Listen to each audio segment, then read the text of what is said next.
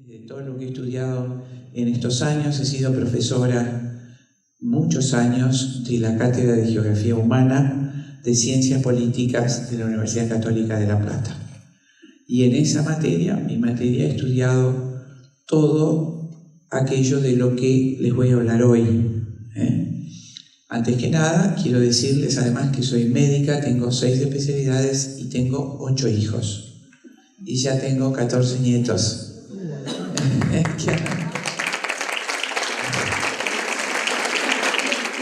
Por eso, cuando les hablo como mujer, y les hablo a todas las mujeres, especialmente las jóvenes, todo lo podemos hacer con la ayuda de Dios, la Teresa. Esa dialéctica, o hijos o trabajo, es una enorme mentira. En toda la historia de la humanidad la mujer ha trabajado. En la Edad Media, edad exquisita, contrariamente a la leyenda negra, las corporaciones trabajaban, las familias enteras en la corporación. La unidad del esposo y la esposa, la unidad de la familia, los hijos ayudando a sus padres, es la primera sociedad natural, es la fuente de toda riqueza, es la fuente de toda nación. Las naciones grandes se hacen con familias grandes. Es así, tenemos que salir de esa dicotomía que nos... ¿Cómo no podemos trabajar? Eso es mentira. La gran ayuda acá mismo, mi hijo séptimo me ha acompañado, ha dejado todas sus ocupaciones para acompañarme.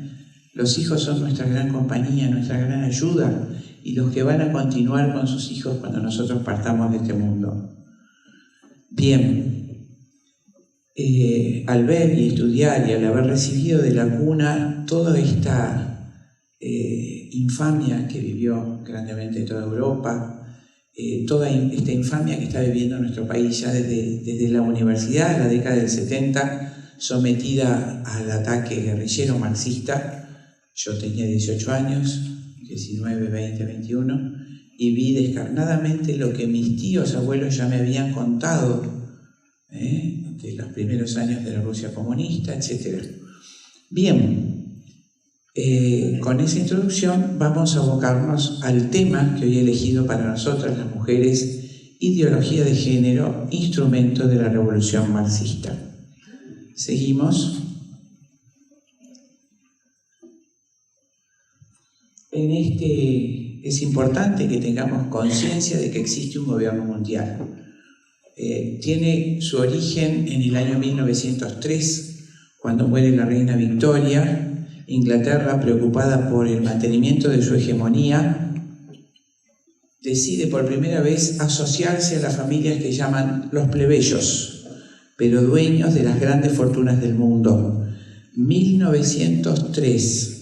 La corona británica con la corona holandesa y la corona danesa se asocian a las 3 familias más poderosas del mundo. Estamos hablando de la familia Rockefeller, la familia Rothschild y la familia Morgan. Estamos hablando con nombres y apellidos. Rockefeller particularmente es el autor de toda esta ideología que está atacando a nuestros países. En 1903 se agrupan formando el secreto más guardado del mundo. Se denominó en su momento Comité o Club de los 300. Allí, por primera vez en 500 años, la administración del poder del mundo pasa de la corona británica a la familia Rockefeller. Rockefeller decide implementar el marxismo, la ideología marxista, a todos los países dominados, todos los países que ellos llaman periféricos. Recuerden que su socio Rothschild fue quien financió íntegramente el movimiento de la independencia hispanoamericana, ¿no es cierto? Ya de antaño, todo el movimiento de independencia de México-Argentina fue financiado por la familia Rothschild para salir del Imperio Español y ser pasto entonces de la corona británica. Eso fue lo que movió a la familia Rothschild a la financiación del movimiento de la independencia. Estamos entonces en 1903, se consolida este gobierno mundial. Rockefeller decide hacer, este es David Rockefeller IV, que acaba de morir multimillonario hace 2 o 3 meses, 104 años, viven un montón. Es una cosa terrible. Ya está el quinto Rockefeller que tienen a su izquierda. Este es Henry Kissinger. Antes de seguir con esto, Rockefeller entonces decide aplicar el marxismo. En ese momento estaba financiando íntegramente la revolución marxista de 1917. Él financió el viaje de Trotsky, todas las maniobras de Lenin y de Stalin fueron financiadas íntegramente por Rockefeller. El gran enemigo de Inglaterra era la Rusia zarista, había que destruir ese poder inmediatamente, y prueba de ello es que durante todos los años de la Unión Soviética, la Shell Petroleum Company de Rockefeller manejó el petróleo de la Rusia supuestamente comunista. Entonces, los postulados de este nuevo orden mundial, como Bush padre lo ha determinado, se han establecido en la Carta de la Tierra en el año 92 por otro integrante del gobierno mundial que fue Gorbachev. A poco de caer el muro o de sacar el muro de Berlín, que ya no servía, hace la Carta de la Tierra enunciando que todas las criaturas somos iguales. Es lo mismo un gusano que una persona humana, que un animal, que una planta. Todos tenemos la misma dignidad. Y hay que suprimir los dogmas y las creencias para manejar a toda la humanidad con un pensamiento único. Importante reconocer la Carta de la Tierra. En ese orden mundial y gobierno mundial al mismo tiempo, el aborto, la anticoncepción, la homosexualidad y la ideología de género constituyen una estrategia política imprescindible para mantener la hegemonía del poder. Seguimos. Quisiera que vean, esta es la forma que a mí me ha parecido más didáctica de expresar cómo se ha consolidado la forma de gobierno en el mundo. Seguimos, vamos siguiendo. En el medio, Naciones Unidas. La ONU no es ningún órgano de beneficencia. Las Naciones Unidas, Organización de Naciones Unidas, es un organismo de control. Todos los países que vamos quedando alineados o afiliados a Naciones Unidas recibimos las recomendaciones de Naciones Unidas que van bajando por nuestros respectivos ministerios. En el caso que nos ocupa, la OMS, Organización Mundial de la Salud, es el Ministerio de Sanidad del Gobierno Mundial, y las recomendaciones que bajan de la OMS bajan a nuestros estados a través de los ministerios de salud. No sé, en su país se llama Salud o Sanidad, Ministerio de Sanidad o de Salud, o al Ministerio de Educación. Y por supuesto, a los otros ministerios bajan por otra vía. Consejos internacionales de poder, ahora enseguida lo voy a explicar. Entonces, Naciones Unidas queda consolidado ni bien termina la Segunda Guerra. Arriba, a su izquierda, quise agrupar las 13 corporaciones que son dueñas del poder. Allí todo el poder indiscutiblemente se determina y se determinan todas las disposiciones y maniobras que bajarán al mundo del desarrollo o al mundo periférico, porque estamos hablando de que Dinamarca es un país desarrollado, pero también depende de estas disposiciones del gobierno mundial. Bueno, ven arriba de todo CFR, Council on Foreign Relations, luego la Comisión Trilateral, Trilateral Commission, abarca a los dueños del dinero, o sea, de los bancos de Japón, Europa y Estados Unidos. Por debajo el Grupo Bilderberg. ¿Qué es el Grupo Bilderberg? También llamado el Club de los Inmortales. De esta primera integración del Club de los 300 que les mencioné en 1903, en el año 68 la élite de la élite se reúne en el Hotel Bilderberg en Holanda. Estamos hablando de 7 personas y se consolidan como Gobierno Mundial o Grupo Bilderberg. Se llaman a sí mismo el Club de los Olímpicos, ya que para ellos los demás somos plebeyos. Inclusive consideran plebeyos a Morgan, a Rothschild y a Rockefeller. Ese Grupo Bilderberg en este momento tiene la decisión sobre todas estas políticas. Y abajo la Reserva Federal, que es el manejo del mundo, vida o muerte. Irak, pobrecito, tuvo la desgracia de vender petróleo a Europa en euros. No quedó nada. Irak fue arrasado. Por eso decía Rothschild, denme el manejo de la moneda y hagan las leyes que quieran. Entonces recuerden, la gangrena hay que conocerla desde que empieza. Muy bien, y abajo 9 corporaciones más que no tienen que ver con esta charla, importantes todas. Una de ellas es el Fondo de Población de Naciones Unidas, creada por Rockefeller III para esta ideología. A la derecha arriba quise nombrarles las principales fortunas que integran la Reserva Federal y por supuesto el Grupo Bilderberg, Morgan, Rothschild y Rockefeller. Pero han aparecido fortunas advenedizas a fines del siglo XX, principios del siglo XXI. Me refiero a Soros, Monsanto y Bill Gates, que se han integrado a estas corporaciones. Soros ha desembarcado en Sudamérica solamente $15.000 millones el año pasado para legalizar el aborto y la ideología de género. Y Bill Gates, lo vamos a ver enseguida en un video, es el que se ocupa en forma casi personal del exterminio de nuestros pueblos. Luego, los organismos internacionales de crédito. Es importante reconocer que el mecanismo de esclavización de nuestros países es el llamado mecanismo de la deuda externa, del endeudamiento. Y por eso me gusta hacer un pequeño alto, los grandes, perdónenme, para los más jóvenes, esta explicación. Primero, a los más chicos que veo por allí, la separación clara de la economía y las finanzas. La economía es el intercambio de bienes y servicios. Yo le pago al señor sus honorarios, el señor le paga al carpintero, el carpintero al carnicero, la modista. Eso es economía. La economía de México y de Argentina y de Sudamérica está sana. Pero si yo, porque el señor está desesperado, le presto 100 pesos, 1.000 pesos, para que haga su negocio, por ejemplo, un kiosco para sobrevivir, y lógicamente le pido que el año que viene, en vez de 1.000, me devuelva 1.200 pesos. ¿No es cierto? Es un interés. ¿Qué es ese interés? Es lo que yo dejé de ganar en mi oficio o en mi negocio con ese dinero que le presté. 2.000 años se consideró que ese interés es justo. Es el interés justo. Y eso ya no es economía, es finanza. Ya no estoy haciendo dinero con mi trabajo, estoy haciendo dinero con dinero. Eso es la finanza. Pero además, si yo le doy al señor 1.000 y en vez de pedirle los 200 legítimos del interés, que desde el derecho romano se consideró interés legítimo, porque a mí se me ocurre, y soy la dueña del poder, le pido que me devuelva 10.000. ¿Cómo? Yo le di 1.000. No importa, yo soy el dueño de la firma y ahora el señor me debe 10.000. Lógicamente, como no me puede devolver los 10.000, le obligo a tomar un préstamo de 50.000 para que me devuelva los 10.000. Ese mecanismo es la deuda externa. Con ese mecanismo han destrozado economías enteras regionales, como fue el caso de Indonesia.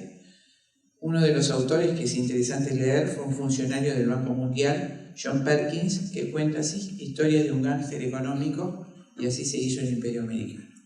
Ese mecanismo de la deuda externa es el que encadena a nuestros países políticamente, porque el país deudor no tiene soberanía política. Todos los préstamos están condicionados a la ejecución de determinadas leyes. Esa es la finalidad de la creación de los organismos de crédito. Y les voy a contar una anécdota de un presidente argentino, querido por unos, odiado por otros, como pasa en nuestros países. Me refiero al presidente Perón. Fue un presidente muy famoso argentino. En el año 1952 manda una carta al pueblo, en 1952, 2 años antes de que yo naciera, que decía así: comeremos menos, compraremos menos cosas superfluas, pero no tomaremos empréstito extranjero. Dios nos libre de caer en manos del usurero internacional. Antes me cortaré las 2 manos. 10 días después aparece la respuesta de Churchill, primer ministro inglés, en la primera plana del diario Times, The Times, que tradujo, está en el Archivo Histórico Argentino. Solo traduciré con iniciales el primer renglón. Dice Churchill: a ese HDP lo perseguiré en vida y después de muerto. Y después de muerto le cortaron las 2 manos. Impresionante. Impresionante, impresionante. Cuento esto más allá de las presidencias. Lo anecdótico de esto es que vean que en el gobierno mundial lo importantísimo, el tema que no se discute, es la deuda externa. El mecanismo de endeudamiento es el mecanismo de control. El Banco Mundial fue creado por Robert McNamara durante la presidencia de Nixon para dar préstamos para aborto y control de natalidad, exclusivamente. Todos los préstamos para salud reproductiva, para ideología de género, para aborto, salen de préstamos del Banco Mundial. O sea, Nos endeudamos a intereses espantosos para matar a nuestros hijos, sería el resumen. Nos endeudamos a intereses terribles para matar a nuestros propios hijos. Esa es la finalidad principal del endeudamiento externo y el mecanismo de la postración política de nuestros países. Y acá abajo tienen dos universidades, que he mencionado son más. Es donde se genera el pensamiento único. ¿Qué es esto del pensamiento único? Esto lo inventó el creador del Partido Comunista Italiano, Antonio Gramsci.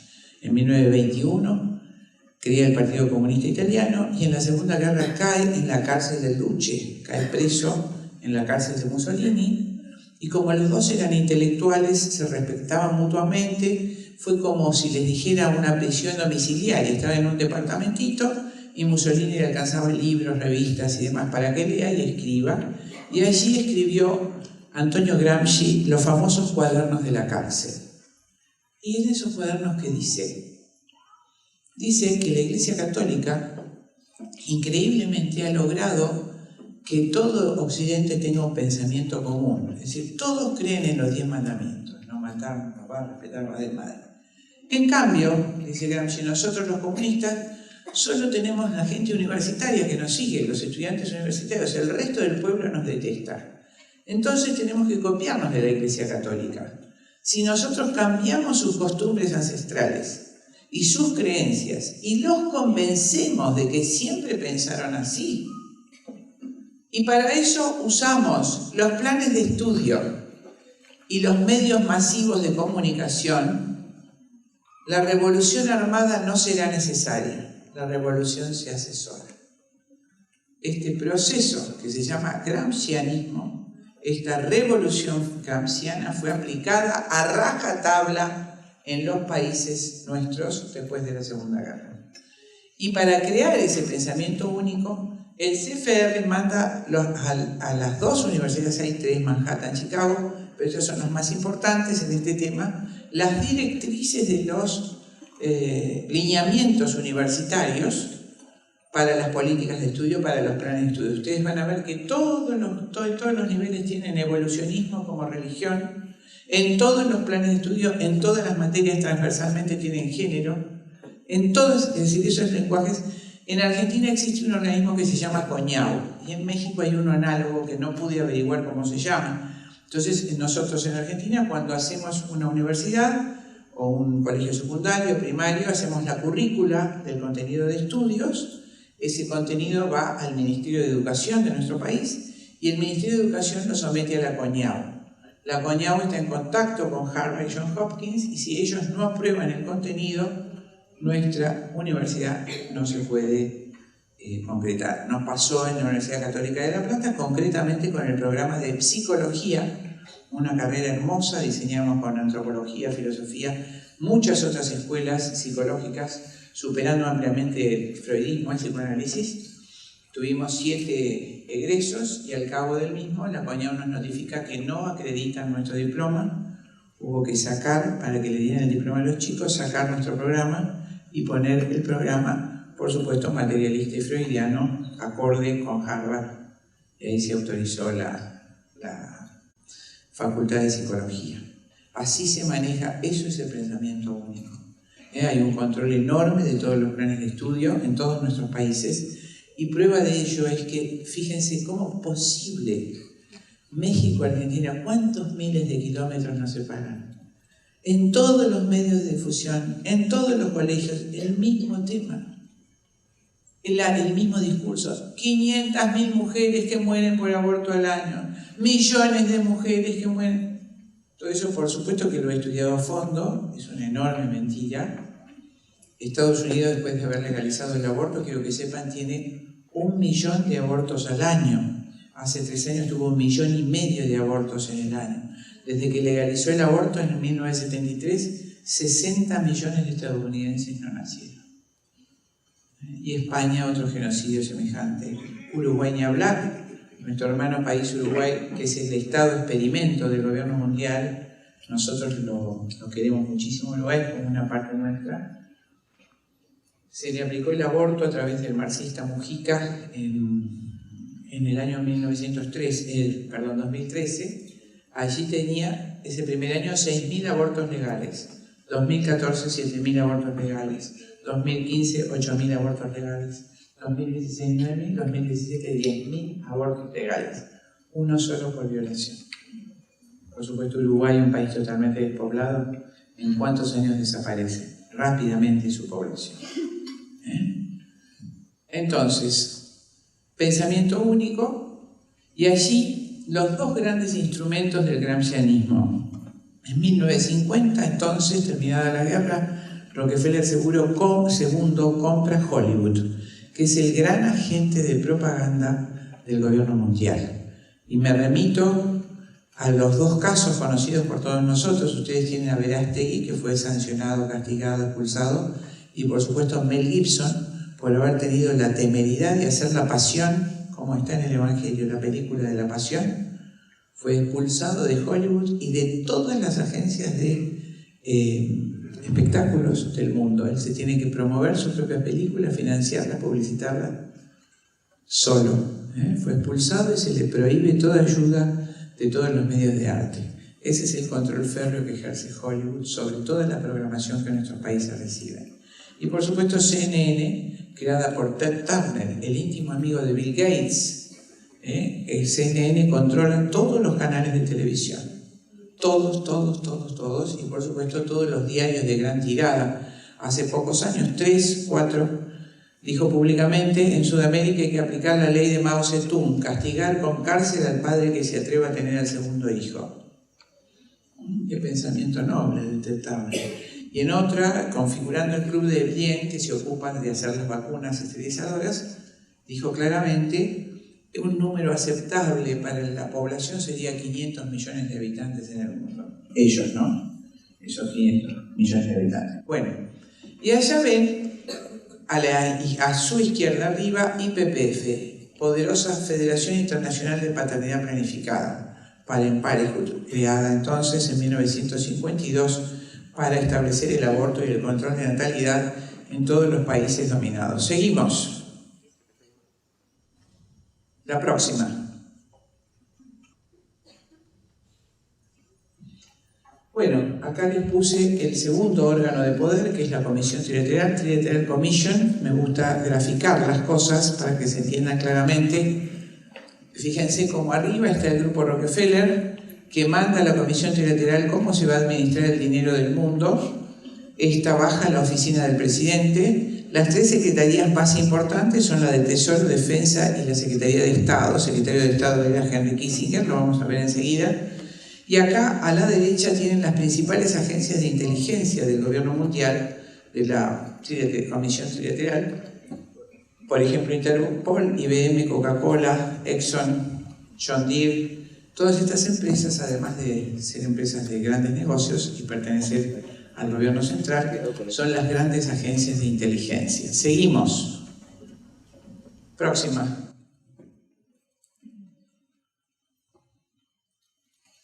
Seguimos. Entonces, retrocedemos una, exactamente. Tiene como objetivo estratégico prioritario la disminución de población en los llamados países periféricos, como la República Argentina y México. Dicho objetivo se logra inexorablemente a través de lo que se denomina política demográfica negativa, también llamada en términos demográficos genocidio de efecto retardado, es decir, la castración de vientres y de mentes maternas. Cuando se logra la castración mental de las mujeres, no se puede revertir la tasa de natalidad, que es el gran problema de los países escandinavos. A pesar de las grandes medidas que se toman, una licencia de 1 año entero al padre y a la madre para que tengan hijos y un montón de beneficios, las madres ya no quieren tener hijos. Por eso se llama genocidio de efecto retardado. ¿De dónde sale este pensamiento de que tiene que haber población que prospere? Es decir, esos 500 millones de habitantes que dice Ted Turner, que habitan por supuesto en el hemisferio norte, sobre todo anglosajón, anglo-norteamericano, y qué otras poblaciones tienen que desaparecer. Esto tiene un antecedente bastante próximo en dos pensadores que son los que a rajatabla se enseñan en nuestras universidades y escuelas: Thomas Malthus y Darwin. Seguimos. ¿Quién fue Thomas Malthus? Thomas Malthus fue un economista, pastor luterano del siglo XIX, que recorre las calles de Europa en ese fenómeno tan triste que fue la Segunda Revolución Industrial, donde la pobreza de los barrios era terrible. La gente deja el campo, va alrededor de las fábricas y por supuesto no tenían ni cloacas ni instalaciones. En conventillos se aglutinan alrededor de esas fábricas, hay una gran mortandad, pero él veía que las familias pobres tenían más hijos, lo que van a llamar los marxistas proletarios, por prole. Por supuesto que tenían más hijos porque eran pobres, no había legislación laboral y los hijos ayudaban a contribuir al mantenimiento de las casas. Además porque en general el hombre más humilde es menos cuestionador de estas cosas, ¿no es cierto? Entonces él sostuvo, no le preocupaba a esa gente pobre, le preocupaba que si los pobres seguían teniendo hijos, la comida no iba a alcanzar para todos, que dice, él hace la primera teoría económica de población, el primer antecedente en el mundo, teoría económica de población, donde dice que la producción de alimentos crecerá lentamente en forma aritmética y en cambio la producción de personas, la reproducción, la población, crecería en forma geométrica y por lo tanto la comida no alcanzaría para todos. E invita elegantemente a los pobres, así con estos términos, sectores inferiores de la población, a no tener hijos, para no ser una carga o un lastre a los sectores superiores de la sociedad. Así lo determina en su teoría política, ¿no es cierto? Por supuesto, la teoría de Malthus fue exactamente contraria. Fíjense que había 1.000 millones de habitantes, ahora hay 6.000 millones, 6.900 millones, ha crecido 6-7 veces y la producción de alimentos, seguimos, es enorme. Nunca hubo tanta riqueza en el mundo, nunca en la historia de la humanidad se produjo tanta riqueza. Rockefeller puede comprar 5 veces el planeta y todo lo que hay en ella. Seguimos, por favor. Y nunca tampoco estuvo tan mal distribuida. La siguiente diapositiva, fíjense cómo a la izquierda es la curva de Malthus, lo que Malthus pensó que iba a ocurrir. En azul la población y en rosa los alimentos. Eso fue la curva malthusiana. Eso es lo que expone en su libro, la teoría de población, teoría malthusiana sobre población. Y esta es la realidad en términos demográficos exactos. Esta es la curva, inversamente en rosa la producción de alimentos y casi horizontal, es decir, de 1.000 millones a 6.000 millones la población ha crecido, desde la época de Malthus. Fue exactamente contraria. Y nunca, estuvo tan injustamente distribuida. Yo no sé si pasa acá en México, pero se hace un partido de fútbol en Argentina, en uno de los estadios grandes. Al jugador de fútbol se le paga $2 millones y al lado una villamiseria muriéndose de hambre. Esto se reproduce en todos nuestros países, sin una dicotomía enorme que va a ser sustento entonces de todas las ideologías que se quieren imponer. Seguimos. El otro gran ideólogo, muy admirador de Thomas Malthus, él pensaba, por supuesto era tremendamente racista, enseguida vamos a ver el origen del racismo, y él ve realizado su racismo en la teoría de Malthus, es decir, hay sectores superiores y sectores inferiores. Él diseña la hipótesis de la evolución. Queridos jóvenes, la evolución no ha tenido nunca una prueba, nunca. Jamás se ha podido obtener en el laboratorio un ser superior de un ser inferior. Si estudiaran filosofía, es imposible lo superior venir de lo inferior. Sí, lo inferior de lo superior, la degradación es propia de todos los seres existentes. Ustedes dejan un auto sin usar en la puerta 7 años, por supuesto no queda nada. Pero pensar en la teoría de Darwin es un absurdo, por supuesto, porque encontrar una computadora súper sofisticada en la playa y decir que es producto de los siglos y los siglos por el solo desenvolvimiento del océano, que bueno, la naturaleza fue creando eso, es un absurdo. Pero no importa, si lo enunció, él estaba alentado por un profundo racista, y él en su libro, primero El origen del hombre, después El origen de las especies, dice que no hay ningún orden, que ese cambio de un ser a otro se produjo por casualidad, por azar, que todo es azaroso. Por lo tanto, de ese pensamiento se extraen los 3 corolarios siguientes, que son los que están rigiendo esta política demográfica. En el universo no hay ordenador, no hay orden, todo es casualidad o azar, por lo tanto no hay orden natural. No hay orden, no hay ordenador, no hay un orden previo. Ese orden previo que hizo que Platón, que era pagano, Platón, 500 años antes de Cristo, al ver los caballos decía, ¿cómo puede ser que todos los caballos tienen distintos colores, pero son todos caballos, los perros son todos perros? Evidentemente, dice Platón, hay un mundo anterior que es el mundo de las ideas, las matrices, los planes, de donde sale este mundo creado. Al que ha estudiado filosofía lo ve muy bien en la alegoría de la caverna, ¿no es cierto? Donde él dice que para poder llegar a ese mundo de las ideas hay que morir primero, pues acá no lo vamos a conocer. Y Aristóteles, por supuesto, diseña todo, describe todo el orden de la creación. Y el pagano Cicerón, pagano, estamos hablando de paganos, advierte al Senado y dice, cuidado, que hay una ley que está en toda la naturaleza. Una ley que no puede ser abolida por el Senado ni por la plebe, porque fue escrita por los dioses. Es la ley natural. Ese maravilloso orden que contemplaban todos ellos, las estaciones, la primavera, el otoño, el verano, el sol, sale el sol, florecen las plantas, si no llueve se secan, si se secan las plantas los animales no comen. Todo eso que fue el orden natural es negado de un plumazo por el evolucionismo. No hay ningún orden, no hay Dios, no hay ordenador, no hay orden natural. Segunda consecuencia del darwinismo, dice Darwin descaradamente, los fuertes deben prevalecer y los débiles sucumbir, igual que Thomas Malthus. Los débiles deben sucumbir. Struggle for life, la libre lucha por la vida. Medio Oriente. Guerra. Guerra es dos ejércitos iguales, bombardear las fuentes de agua, los colegios, los jardines de infantes, las reservas de alimentos, los hospitales. Eso no es guerra. Eso es struggle for life. Yo tengo la fuerza y yo hago lo que quiero. Eso es el aborto. Yo soy la madre, yo tengo derecho y yo mato a mi hijo. Eso es struggle for life. Y en los universitarios, todos los estudiantes, sí es lo mismo, una roca que una piedra, si venimos todos de un gusano y el gusano de la sustancia inerte. La pérdida absoluta antropológica de la dignidad del hombre por ser hombre para establecer estas políticas. Eso es el darwinismo. Y fíjense, de los últimos párrafos de su libro he querido transcribirlo literalmente. Entre todos los hombres debe haber una lucha abierta. Darwin. No se debe impedir por medio de leyes o costumbres a los mejores tener el mayor número de hijos. En un futuro no muy lejano, si se mira en siglos, las razas civilizadas exterminarán y reemplazarán a las razas salvajes del mundo entero.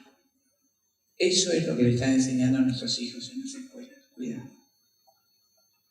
¿Cuántos matrimonios pero si yo lo eduqué y el chico sale pensando exactamente lo contrario? Esto es el darwinismo. Es lo de menos todo lo demás. Esta es la esencia que se está transmitiendo a nuestros hijos en todos los colegios.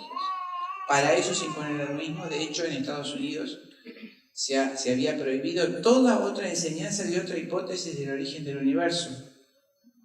Que todos tenemos derecho a pensar lo que querramos, ¿no es cierto? Lo que no tenemos derecho es a decir que esto está científicamente comprobado. Jamás fue comprobado científicamente. Pero los grandes organismos de propaganda, Discovery Channel, etc., van metiendo en la cabeza de la gente, como quería Gramsci, estas ideas, estas ideologías. Seguimos. ¿Por qué? Les recuerdo que las razas salvajes somos todos nosotros, ¿no? Para el pensamiento darwinista. Este pensamiento fue acogido con beneplácito por su majestad británica. ¿Por qué? Justamente en el mismo momento que Darwin enuncia su teoría, un humilde monje benedictino, que fue Gregorio Mendel, cruzando las arvejitas verdes y blancas, descubre la genética. Estamos hablando de 1850. La genética sí es una ley. Primero fue hipótesis, después teoría y después ley. Siempre se verificó, y ustedes mismos pueden verificar, si cruzan una arvejita de flores blancas con una arvejita de flores verdes, van a tener los primeros hijitos todos verdes. La segunda generación, es decir, los nietos, de 8 hijitos, 6 verdes y 2 blancos.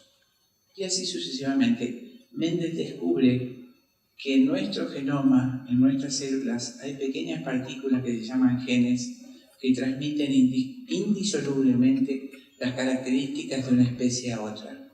Va a ser precursor del ácido ribonucleico. Él ve claramente que esas partículas mantienen indemnes las características de la especie y que hay genes dominantes y recesivos. Las arvejitas blancas serán recesivas, las verdes serán dominantes, por eso cada 8 nietitos 6 van a ser verdes y 2 blancos. Lo mismo ocurre con los caracteres genéticos externos. Los ojos azules son recesivos, los ojos marrones son dominantes. Y esa maravillosa cruza de razas y tipos humanos produce individuos cada vez más hermosos y más perfectos, ¿no es cierto? Contrariamente a los postulados racistas. Entonces, Su Majestad Británica manda ocultar el descubrimiento de Mendel, que lo expuso delante de 264 científicos. Prohibió la difusión de la genética, mientras propulsó totalmente el evolucionismo. Seguimos. ¿Por qué creen ustedes? Porque el evolucionismo justificaba el subfundamento de la riqueza de Inglaterra, que era la esclavitud de la raza negra. El más crudo racismo se oculta detrás del darwinismo. Razas inferiores y razas superiores no tienen ninguna vergüenza en decirlo. Cuando he estado en foros internacionales, hablan directamente de políticas malthusianas darwinistas, directamente con este término. Políticas darwinistas, exterminar a las razas que ellos consideran inferiores. 500 años, la economía inglesa descansó sobre la mano de obra gratuita de los esclavos de raza negra. 500 años. Y la teoría o hipótesis de la evolución calzaba perfectamente en el pensamiento inglés. Tanto es así que hubo una estafa enorme científica, porque los científicos, cuando presenta esta hipótesis, encontraban que era imposible, que por qué en tantos miles de años no había habido un ser intermedio entre el hombre y el mono, antes de conocer la genética. Entonces, en 1912, Teilhard de Chardin, un antropólogo de esta calaña, dijo que había encontrado el hombre de Pittsburgh, que lo había encontrado en China, me parece, que era el perfecto eslabón perdido, una especie de yeti. Hacen 1912. Conferencia de prensa enorme, citan a todos los científicos del mundo con la caja de fósiles que muestran de lejos, por supuesto, porque eran delicados y repetibles, y determinan que, bueno, los otros se rinden. Hay un individuo intermedio, se reconstruye en la puerta del Museo Británico, se reconstruye ese yeti con color de ojos, de pelo, todo, hasta 1948, en que 2 científicos que conocieron la genética encontraban totalmente incompatible la genética con el evolucionismo. Además tuvieron la honestidad de decir que fue Mendel el que descubrió la genética, sino tal vez nosotros nunca lo hubiéramos sabido.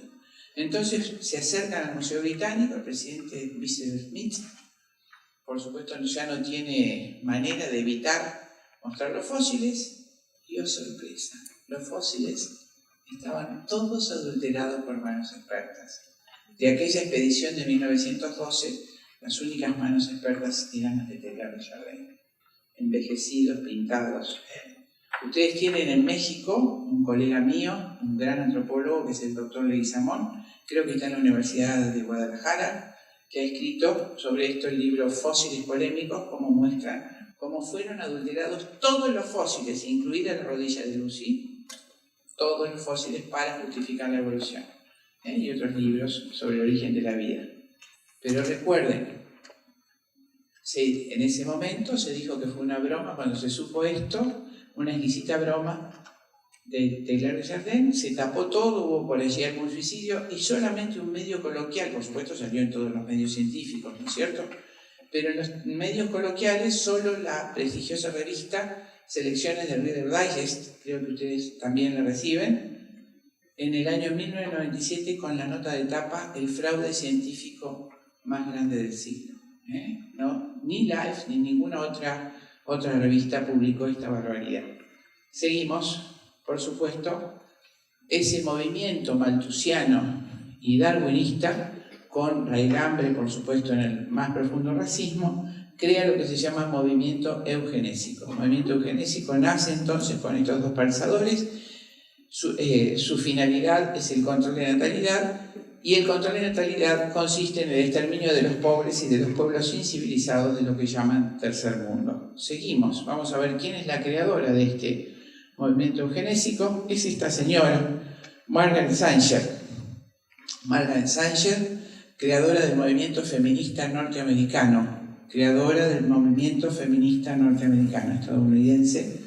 Margaret Sanger era enfermera, era muy resentida, era 11ª hija de una familia muy pobre, el padre era socialista, no le permitía a la madre ir a misa, ella aprendió todas esas ideas, se hizo marxista, pero era terriblemente racista. Dos cosas características de su vida: ella se hacía amante, con todo ese libre pensamiento socialista del padre, se hacía amante de Eliot, un médico de la escuela de Frankfurt, descendientes del pensamiento de Freud, ¿no es cierto?, que abogaban por el exterminio del matrimonio. Consideraban el matrimonio una ofensa y que la revolución sexual, el exterminio del matrimonio y la familia... Sí, terminamos casi. Entonces, tenemos que hacer un break, pero vamos a terminar un poquito esta idea. Margaret Sanger entonces no se casa, mejor dicho, se casa con un millonario al que le hace firmar que respetaría su libertad sexual, y por supuesto reparte por el mundo la idea de la revolución sexual, que va a ser concretada por la escuela de Frankfurt durante 30 años, ¿no? Destruir el matrimonio, destruir la familia. Pero claro, seguimos. Esta mujer era terriblemente racista, odiaba a los negros, y en 1916 hace con Rockefeller primero la Liga Eugenésica de Control de Natalidad, Liga Eugenésica. Antes de la Segunda Guerra, 27 estados norteamericanos tenían eugenesia obligatoria, esterilizaron a cientos de miles de familias porque tenían algún hijo discapacitado o algún hijo criminal. El libro de Alex Jones describe claramente este movimiento, inclusive hay una película documental. Entonces hace primero la Liga Eugenésica. En 1930 hace la primera clínica de abortos para negros en Harlem, el barrio negro de los Estados Unidos, y ella misma dice en su autobiografía: para que los negros no sospechen, hice manejar la clínica con comadronas y ministros negros. Comadronas son las parteras.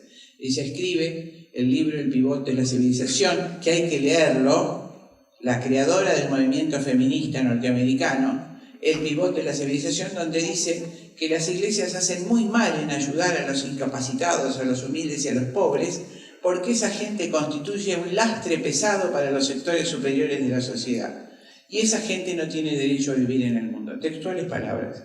Como su colega Mary Stopes, una enfermera inglesa, que dice que los seres incapacitados, pobres y limitados tienen que permanecer en campos de concentración trabajando hasta morir para no ser un lastre para los sectores superiores de la sociedad. Vamos aclarando el panorama. Esta mujer crea esa clínica de abortos para negros, y en 1942 crea con Rockefeller II la Federación Americana de Paternidad Planificada. Inventan el término Parenthood, paternidad planificada, para que nadie lo vincule a Rockefeller con la Liga de Eugenesia o Control de Natalidad. Entonces cambian el término control de natalidad por Parenthood, paternidad planificada, para que nadie vincule con el origen de esta gente a este nuevo plan de gobierno. 1952, Federación Americana de Paternidad Planificada. 1942 y 1952, 10 años después, Federación Internacional de Paternidad Planificada. IPPF, la Internacional de la Muerte. Seguimos. Parenthood. Su sucursal en Argentina es Casa Fusa. Ustedes tienen otras sucursales acá de la IPPF. Allí se diseñan y se pagan los planes de estudio, los planes de educación sexual. Son íntegramente hechos en la IPPF. No sé si tenemos en este bloque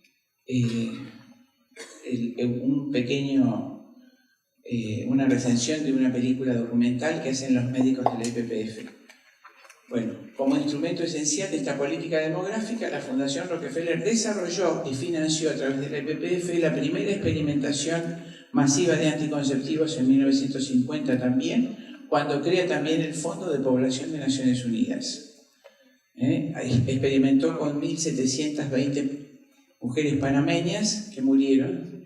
Cuando los anticonceptivos fueron aptos para el consumo, se mandaron a 2 países, primeramente Canadá y Argentina. Son 2 países despoblados que han frenado. Nosotros tenemos un poco más de 40 millones de habitantes. En franco descenso, es el país más envejecido de América, donde se aplicaron a través de las universidades todas estas políticas de control de natalidad. Seguimos. Este es el Fondo de Población de Naciones Unidas. Acá pasamos al segundo integrante de este clan que les mencioné al principio, que es Henry Kissinger. Siendo secretario de Estado del presidente Nixon en 1974, eleva un informe al presidente al que nos referiremos enseguida, el informe Kissinger, en respuesta a las conferencias de población y desarrollo que hace Rockefeller a partir de 1950. Las diseña en el Fondo de Población de Naciones Unidas para controlar cómo va aumentando el aborto y el decrecimiento poblacional en los países dominados. 1974 se hizo en Bucarest, 1984 acá en México, 1994 en el Cairo, en cuya preparación estuve. En esa primera conferencia de población y desarrollo, donde intenta Rockefeller con Kissinger imponer la globalización del aborto, la Argentina se levanta, el gobierno delegado de Argentina, el canciller, se levanta con una frase enorme. Dijo: la Argentina ha recibido en su amplio territorio personas de todas las razas y de todos los países. Necesita a todos sus habitantes y jamás será enemiga de los niños por nacer. En la Argentina nunca se legalizará el aborto, nunca se evitará a un niño habitar su amplio suelo. La Argentina se opone totalmente a la globalización del aborto en el mundo. Cuando Argentina se levanta México, se levantan 27 naciones africanas, luego todas las naciones sudamericanas y la Santa Sede y Argelia cierran la conferencia, con lo cual fracasó totalmente para Rockefeller ese primer intento. En respuesta a esa conferencia en 1974 es que Henry Kissinger hace el famoso informe Kissinger. Seguimos. El famoso informe Kissinger, al que me referiré enseguida, donde se inaugura todo este mecanismo de control de natalidad. Unos años antes, McNamara fue el secretario del Tesoro del presidente Nixon, el que crea en el Banco Mundial en 1968 para hacer los préstamos para el control de natalidad. Manda a los Médicos Sin Fronteras a Bolivia. Bolivia era el país más rico en minerales hasta ese momento, y manda a los Médicos Sin Fronteras con la orden de esterilizar a la mayor cantidad de mujeres bolivianas que pudiera. Y bajo el pretexto del control de cáncer de útero, cientos de miles de mujeres bolivianas fueron esterilizadas. Bolivia se empobreció inmediatamente. Los médicos, los padres de familia, por supuesto, acudieron a Naciones Unidas al ver ese genocidio, que les quedaron estériles sus mujeres. Bolivia es un país alto y frío. En esos países la natalidad es mucho más difícil. En nuestros países cálidos es más fácil la natalidad. Por eso los padres advirtieron, los esposos, los hermanos, los hijos, que sus mujeres no tenían hijos.